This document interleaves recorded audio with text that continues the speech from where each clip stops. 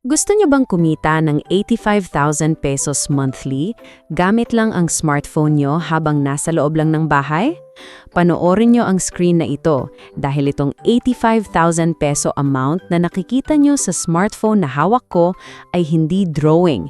Ito ay ang literal math ng 5 work-from-home secrets ngayong 2026. Habang si Danilo ay pagod na pagod sa traffic para sa 695 pesos daily wage, si Marites naman ay chill lang sa bahay, earning in 1 hour what Danilo earns in 2 days. Isipin nyo, Danilo is losing 5,930 pesos every month sa commute tax at mahal na lunch, habang si Marites ay diretso ang dollars sa bank account without any platform fees. Itong 2026 hack na ito ang magliligtas sa inyo sa minimum wage trap na pumapatay sa inyong pangarap. Huwag nyo itong palampasin dahil baka mawala na ang registration links na ibibigay ko sa dulo. Marami sa inyo ang nagtatanong, Ate Karen, bakit kahit anong kayod ko sa office, parang butas pa rin ang bulsa ko? Ang sagot ay, hindi dahil tamad ka, kundi dahil hindi mo alam ang invisible wealth transfer na nangyayari sa bawat oras na nasa kalsada ka. Pero bago natin i-reveal ang websites, kailangan nating sagutin ang tanong ng ating kaiponaryo. Ate Karen, bakit parang kahit anong sipag ko sa office, wala pa ring ipon? Sige, sagutin natin yan by revealing the secrets. Secret number 1 ay ang dataannotation.tech. Dito natin makikita ang tunay na galon ni Marites sa paggamit ng kanyang logic para kumita ng malaki. Ang role ni Marites dito ay isang core evaluator. Marami sa inyo ang nagtatanong, ano ba talagang ginagawa sa dataannotation.tech? Simple lang, magfa-fact check ka ng AI-generated content o kanya naman ay mag-i-evaluate ng creative writing tasks. Halimbawa, bibigyan si Marites ng 2 versions ng isang essay at kailangan niyang i-analyze kung alin sa dalawa ang mas natural at human-like. Minsan ay kailangan niyang i-verify kung ang mga facts na binigay ng AI ay totoo o guni-guni lang ng bot. Kailangan dito ng matinding focus at attention to detail, pero ang kapalit naman ay ang true na freedom mula sa office system. Ngayon, tingnan natin ang literal math na nagpapayaman si Marites. Ang fixed rate dito ay $20 per hour. Sa current exchange rate, kumikita siya ng 1,120 pesos bawat oras. Kung ang target mo ay ang 85,000 pesos monthly income, kailangan mo lang mag-work ng less kaysa sa 4 hours a day. Isipin nyo ang pagkakaiba. Si Danilo ay kailangan magtrabaho ng 8 hours sa office para sa kanyang 695 pesos daily wage. Ibig sabihin, ang kinikita ni Danilo sa loob ng 8 oras ng pagpapapagod, kinikita lang ni Marites sa loob ng 37 minutes. Ito ang winner mindset. Habang si Danilo ay biktima ng commute tax at siksikan sa bus, si Marites naman ay master ng global economy habang nasa loob lang ng bahay. Kung mag-full-time si Marites at mag-work ng 8 hours, ang potential monthly income niya ay aabot ng 179,200 pesos. Wala siyang boss na laging nakabantay, walang interview na nakakakaba, at higit sa lahat, wala siyang binabayarang pamasahe. Secret number 2 ay ang Outlier.ai. Dito naman si Marites ay nagtatrabaho bilang isang AI content evaluator. Ang process na ginagawa niya ay tinatawag na RLHF o Reinforcement Learning from Human Feedback. Ang trabaho niya ay turuan ang mga AI models na magsalita ng tama at maging factual. Para itong pagiging isang editor ng isang robot. Bibigyan si Marites ng mga AI responses at ang task niya ay i-rank ang mga ito at magsulat ng corrections para maging mas human ang dating ng mga bot. Kung marunong kang mag-English at marunong kang mag-research sa Google para mag-verify ng facts, pasok ka sa trabahong ito. Ang literal math sa Outlier.ai ay napakasolid pa rin para sa ating 85,000 pesos monthly roadmap. Ang starting rate para sa mga Pinoy ay naglalaro sa $7 to $15 per hour. Sa average rate na $10 per hour, kumikita si Marites ng 560 pesos bawat oras. Isipin niyo ulit ang comparison. Ang kinikita ni Danilo sa office sa loob ng isang buong araw na pagod, kikitain lang ni Marites sa loob ng 65 minutes sa Outlier.ai. Sa 8 hours na pag-work ni Marites, ang potential income niya ay 4,480 pesos daily o aabot ng 89,600 pesos monthly sa loob ng 20 working days. Habang si Danilo ay pagod, puyat at laging nag-aalala kung kakasya pa ba ang barya niya para sa lunch, si Marites ay fresh at masaya dahil alam niya kung paano i-leverage ang AI Gold Rush ngayong 2026. Sa bawat oras na nawawala kay Danilo sa traffic, iyon ang oras na ginagamit ni Marites para i-stack ang kanyang wealth. Hindi kailangan ni Marites ng special degree, sapat na ang kanyang laptop at internet para takasan ang minimum wage trap. Ito ang tunay na sikreto, ang hindi ka nakadepende sa local economy dahil ang bawat oras mo ay binabayaran ng dollars. Secret number 3 ay ang usertesting.com. Dito, ang role ni Marites ay maging isang UX tester. Ang trabaho niya ay i-browse ang mga bagong websites, games or apps sa kanyang phone or laptop habang sinasabi niya ng malakas ang lahat ng kanyang iniisip o nararamdaman. Halimbawa, kung may isang malaking brand na maglalabas ng bagong shopping app, kailangan nila ng feedback ni Marites kung madali bang hanapin ang checkout button o kung nakakalito ba ang interface para sa mga normal na tao. Ang kailangan lang dito ay ang iyong boses, isang maayos na internet connection at ang iyong katapatan. Hindi mo kailangang maging isang IT expert.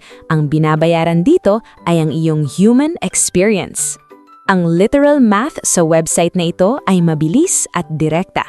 Ang bawat standard test ay nagbabayad ng $10 para sa bawat 20 minutes na video recording.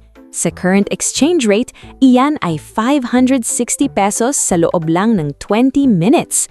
Habang si Danilo ay nakatambay sa gitna ng EDSA at umuusok ang bumbunan sa init ng siksikang bus, si Marites naman ay nakaupo lang sa kanyang sofa at kumikita na ng 1,680 pesos sa loob lang ng 3 tests. Isipin niyo ang logic.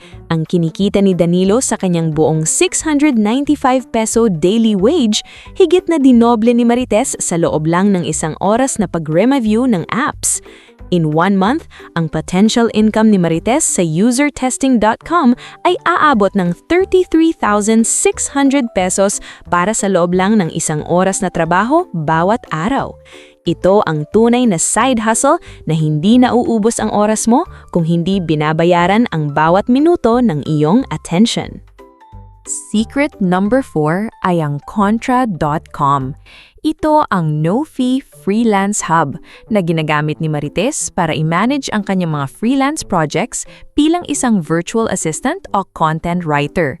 Ang pinaka-importante sa website na ito ay ang kanilang 0% commission fee model. Sa ibang platforms tulad ng Upwork, kapag kumita ka ng pera, kinakaltasan ka agad ng 10% hanggang 20% para sa kanilang service fee. Pero sa Contra.com, kapag ang napagkasundo ang bayad kay Marites ay 50,000 pesos, ang matatanggap niya sa bank account ay ang buong 50,000 pesos. Ang literal math ng pagtitipid dito ay malaking tulong para ma-achieve ang ating 85,000 pesos monthly goal. Kung ikaw ay kumikita ng 40,000 pesos monthly at iiwasan mo ang platform fees, makakatipid ka ng 4,000 pesos bawat buwan. In 1 year, ang matitipid mo ay aabot ng 48,000 pesos. Halaga na sapat na para pambili ng isang brand new laptop para mas mapabilis ang iyong workflow. Habang si Danilo ay may mga hidden deductions sa kanyang payslip at binabawasan pa ang sahod ng mga office expenses, si Marites naman sa Contra.com ay protektado ang bawat sentimong pinaghirapan niya. Dito, ikaw ang may-ari ng iyong oras at ikaw ang may kontrol sa iyong buong kita. Secret number 5 ay ang Prolific.com. Ito ang pinaka-reliable na source ng income para sa mga academic research studies. Dito, ang rule ni Marites ay maging isang research participant para sa mga top-tier university sa mundo tulad ng Harvard at Oxford. Hindi ito gaya ng mga ordinary survey sites na bigla ka na lang sasabihan na not qualified pagkatapos ng mahabang pagsagot. Sa Prolific.com, kapag binigyan ka ng task, siguradong babayaran ka nila. Ang gagawin lang ni Marites ay sumagot ng mga academic surveys tungkol sa social behavior, psychology o mga bagong digital trends. Ang literal math dito ay nakabase sa kanilang strict minimum pay requirement na $8 per hour o humigit kumulang 448 pesos bawat oras. Kahit sa mga dead hours ni Marites, habang naghihintay maluto ang sinaing o habang nagpapahinga sa hapon, kumikita pa rin siya ng dollars gamit lang ang kanyang smartphone. Ang potential income dito ay pwedeng magdagdag ng extra 10,000 to 15,000 pesos monthly sa iyong kabuuang budget. Habang si Danilo ay walang ibang magawa sa traffic kundi tumingin sa bintana at ma-stress sa usok, si Marites ay sumasagot lang sa Prolific.com at unti-unting pinupuno ang kanyang savings. Kapag pinagsama-sama ni Marites ang income mula sa 5 secrets na ito, ang target na 85,000 pesos monthly ay hindi na lang pangarap. Ito ay naging isang math equation na madali lang isolve. Si Danilo ay patuloy na biktima ng minimum wage trap dahil ang math niya ay nakakulong sa office, habang si Marites ay malaya dahil ang math niya ay pang 2026 global economy. Hindi kailangan ng matinding pagpapagod, kailangan lang ng tamang kaalaman at pag-register sa tamang websites. Ngayon, tingnan natin ang long-term impact ng dalawang magkaibang roadmap na ito sa loob ng 10 taon. Gagamit tayo ng literal math based sa 20% savings rate. I-assume natin na pareho silang nag-i-invest sa isang vehicle na may 7% annual interest, gaya ng Pag-ibig MP2. Sa year 1, si Danilo ay may natitirang 8,970 pesos net take-home pay buwan-buwan. Kung itatabi niya ang 20% nito, makakaipon siya ng 1,794 pesos monthly o 21,528 pesos sa loob ng isang taon. Si Marites naman sa kanyang 85,000 pesos monthly income ay kayang magtabi ng 17,000 pesos buwan-buwan. Sa loob lang ng unang taon, si Marites ay meron ng 204,000 pesos. Isipin niyo ang gap ha? Sa unang taon pa lang, ang ipon ni Marites ay halos 10 beses na mas malaki kaysa sa ipon ni Danilo. Habang si Danilo ay nag-iisip kung paano pagkakasyahin ang kanyang barya para sa Noche Buena, si Marites ay mayroon ng sapat na fund para sa anumang emergency. Pagdating ng year 5, dito na magsisimulang maging brutal ang math. Ang 21,528 pesos annual savings ni Danilo kasamang compound interest ay aabot lang ng humigit lang kumulang 122,000 pesos. Sapat lang ito para sa isang maliit na down payment o pambili ng gamit sa bahay. Pero si Marites, ang kanyang investment ay lumago na ng 1,250,000 pesos. Sa loob lang ng 5 taon, si Marites ay isang ganap na milyonarya na. Siya ay may kakayanang bumili ng sariling property o mag-invest sa mas malalaking assets, habang si Danilo ay nakatali pa rin sa office at nag-aalala sa tumataas na inflation. At ito ang pinakamatinding realization sa year 10. Pagkalipas ng isang dekada ng pagpapakapagod sa traffic at pagkakasya sa barya, ang total wealth ni Danilo ay aabot lang ng 310,000 pesos. Ito ang tinatawag nating survival trap. Ang iyong pagod ay sapat lang para mabuhay ka, pero hindi sapat para yumaman ka. Pero si Marites, dahil sa consistent na paggamit ng dollar arbitrage at compounding interest, ay mayroon ng 10,200,000 pesos. Ang 10 million peso gap na ito ay hindi bunga ng swerte. Ito ay bunga ng literal math. Isipin niyo ang pagkakaiba sa lifestyle. Si Danilo ay nag-spend ng 10,000 hours sa loob ng siksik na bus at MRT sa loob ng 10 taon. Iyan ay mahigit 1 taon ng kanyang buhay na nasayang lang sa kalsada at hindi binayaran. Si Marites naman ay ginamit ang 10,000 hours na iyon para mag-work sa kanyang sariling oras, makasama ang kanyang pamilya at matulog ng maayos.